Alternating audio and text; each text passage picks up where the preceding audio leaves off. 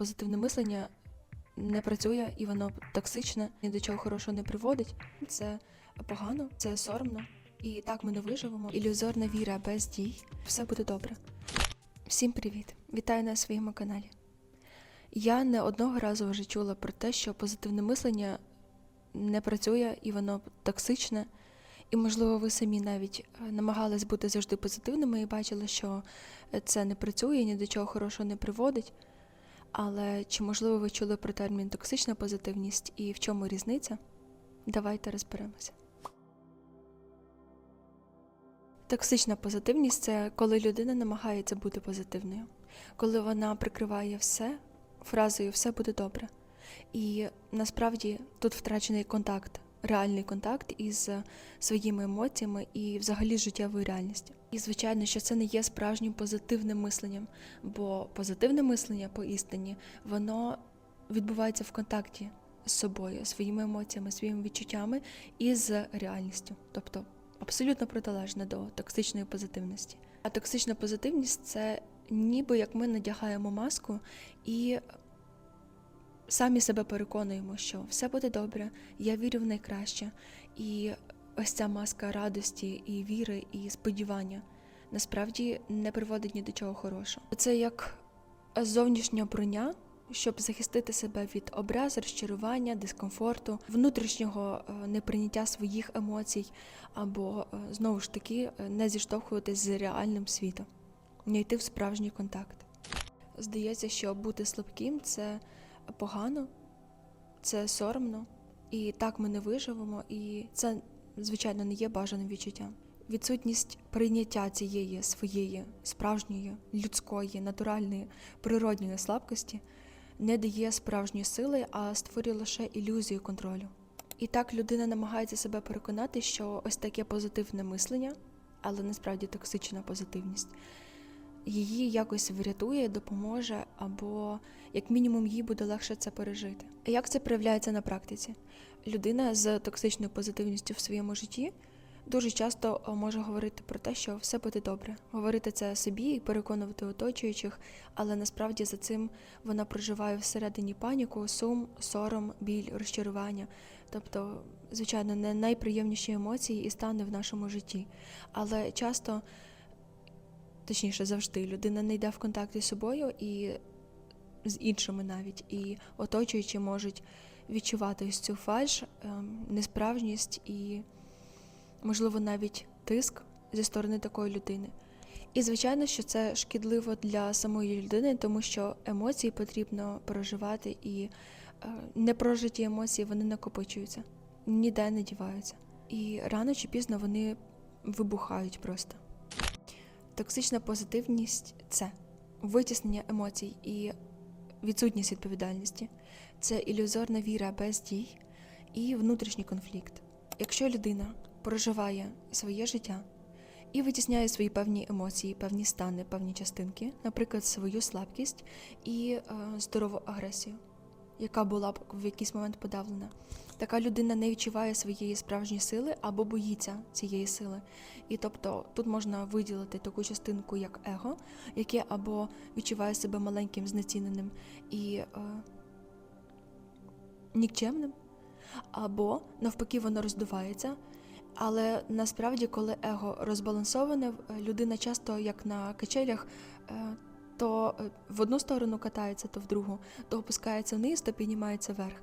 І рано чи пізно вона відчуває себе або такою всемогутньою, найкращою і всесильною, і з'являється комплекс Бога, або навпаки людина відчуває себе немічною, нікчемною, слабкою, ні на що не здатною.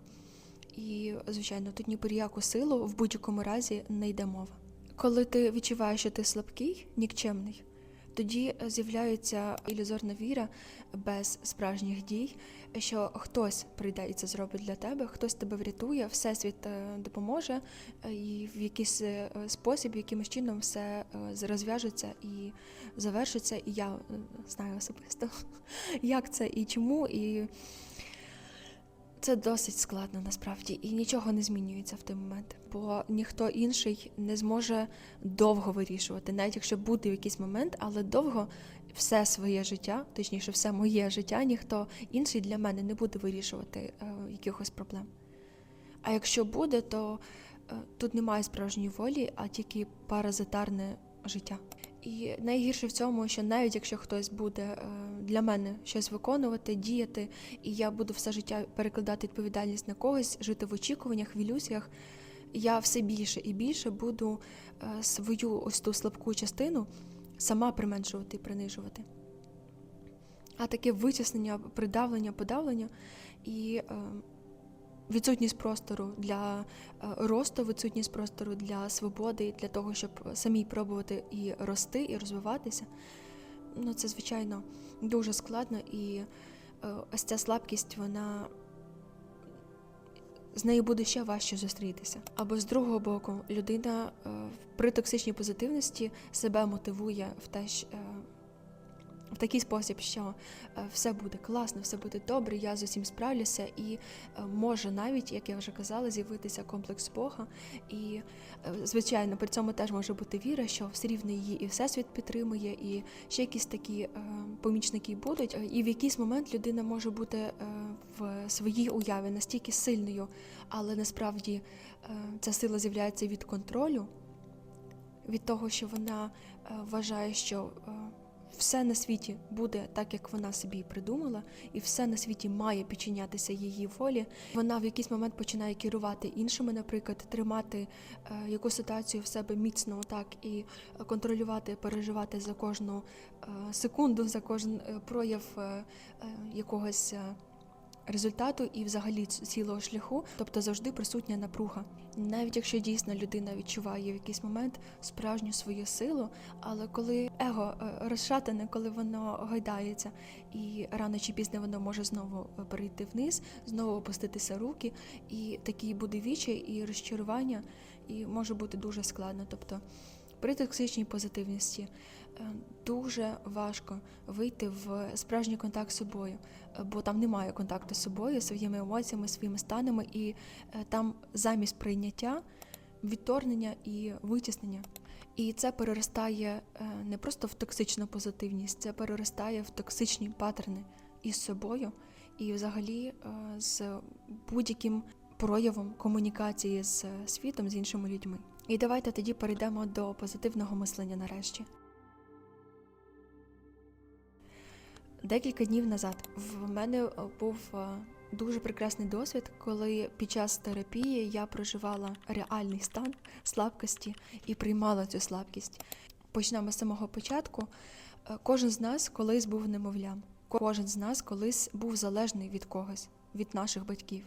Ми не могли вижити без когось дорослого, це було досить складно. І батьки беруть справжню відповідальність, і вони виконують якісь дії, в ідеалі, звичайно. І навіть якщо досвід в дитинстві був не найкращим в вашому житті, але сама дитина, вона не може нічого зробити, вона є залежною.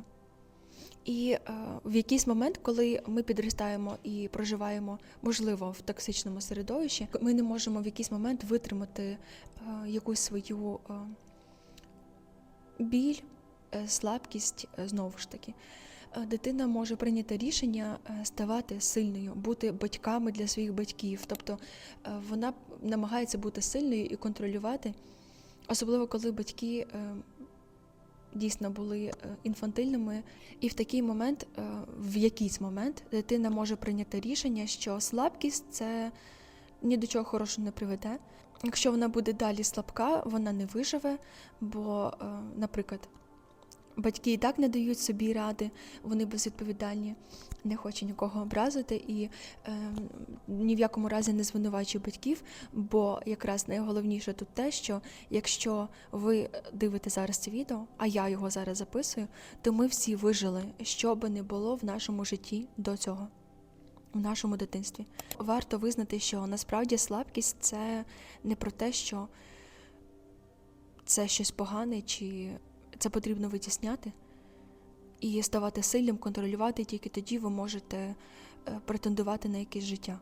Під час тієї практики я проживала цей стан і Ми навіть робили таку загрузку прийняти і прожити натуральний стан цього немовля, коли воно беззахисне, слабке, і коли воно може просто здатись, приймати, довіряти, так як воно насправді відбувається в кожного. І в цей момент я відчула справжню волю, тому що коли я уявила, що я як немовля кричу, плачу, коли я насправді нічого не можу для себе сама дати, тоді відкривається оця справжня довіра до того, що відбувається, і вдячність.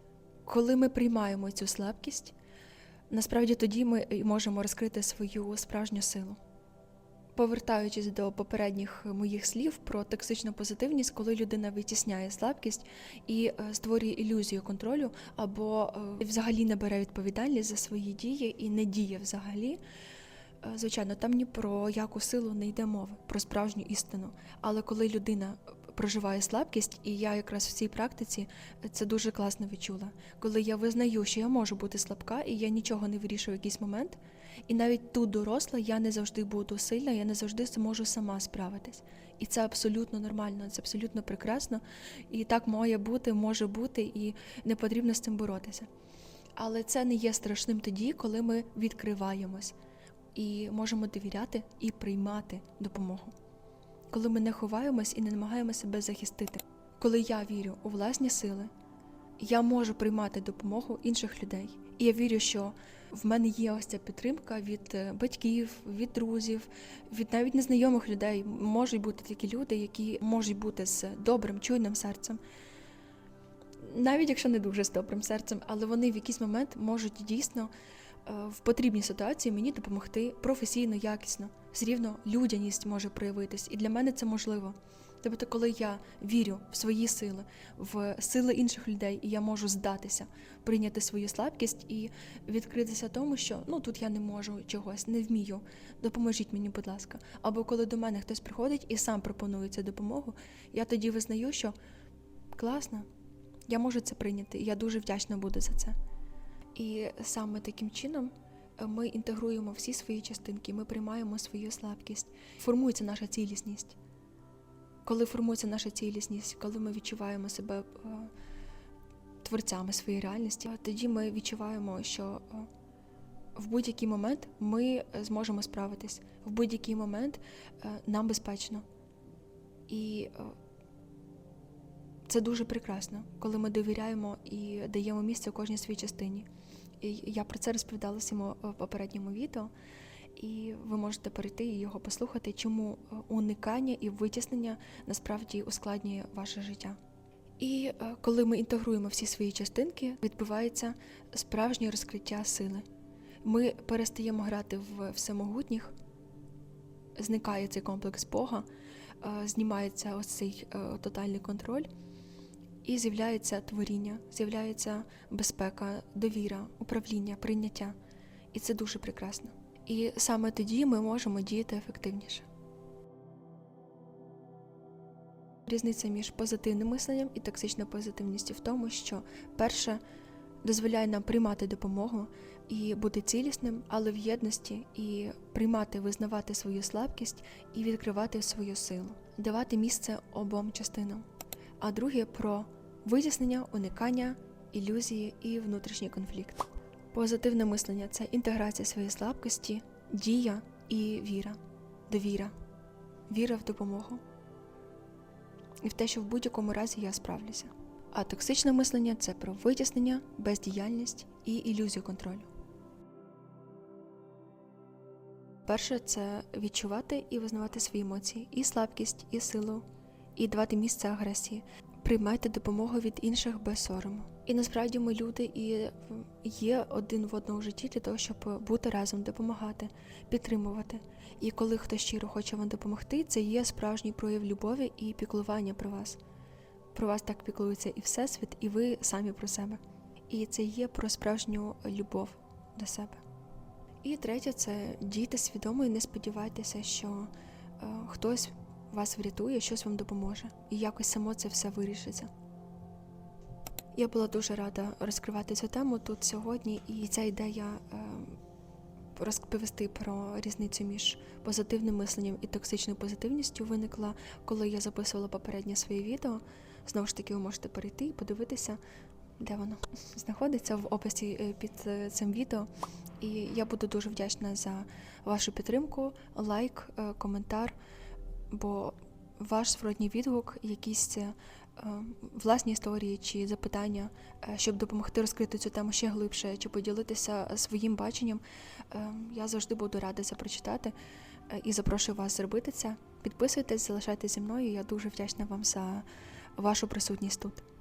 І насправді те, що ви зараз тут і це дослухали, або хоча б якусь частинку слухали, але якщо ви зараз бачите це, те, що я зараз говорю, то ви дійшли до кінця цього відео, і я сподіваюся, ви ще для себе корисне взяли. Теж можете цим поділитися в коментарях, але я хотіла зазначити, що це і є справжнє прийняття допомоги, коли ви можете почути когось іншого, і оцінити, наскільки це вам корисно, що ви можете з цього взяти, і взагалі допустити для себе, що хтось інший може щось вам дати, чимось допомогти, чимось поділитися.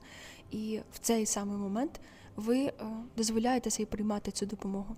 Особливо, коли ви берете це і інтегруєте в своєму житті.